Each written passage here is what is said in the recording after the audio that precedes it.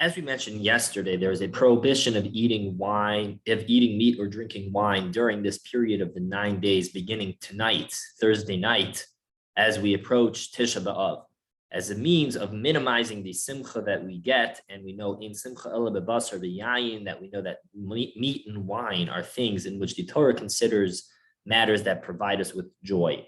And as a result, we therefore minimize the consumption of those two items during this period of time. However, the question comes up, what about Havdallah? Because we know, as mentioned yesterday, that for situations of mitzvah, such as Shabbos or a siyum, one is able to go ahead and have meat or wine.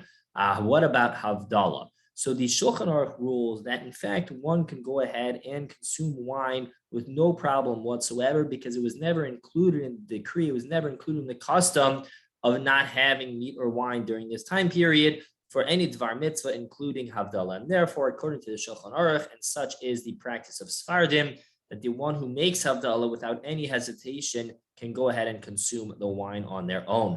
However, the Ramah, or Moshe Israelis, comes along and argues on that, and he says that, wow, strictly speaking, that may be true. There is a way of avoiding this altogether, which is to, instead of drinking the wine by oneself, one can go ahead and give that wine to a katan, to a minor, who to consume the wine in that way. However, if such a katan is not available, then the Ramah says one could go ahead and have the wine themselves.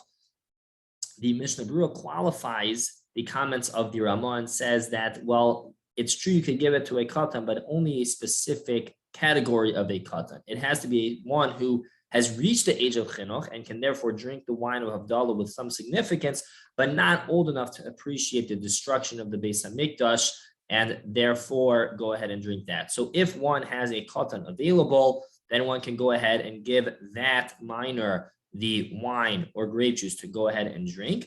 If not, one is able to go ahead and drink themselves. There is an alternative suggestion offered by the Aruch HaShulchan, which is to make Havdalah on what is called Chamar Medina, a significant drink, perhaps beer or something similar, and some have that practice as well. So while strictly speaking, Me'ikar Adin, it seems certainly one has what to rely on by drinking the wine themselves. That was also the custom, perhaps, of Rav Shlomo Zalman Auerbach, it seems, and Rav Moshe Feinstein also advocated for that approach. However, there are such alternative minhagim of giving it to the katan or having the Chamer Medina as other legitimate options as well, if one has the practice not to drink the wine for Havdalah as well. Have a great day.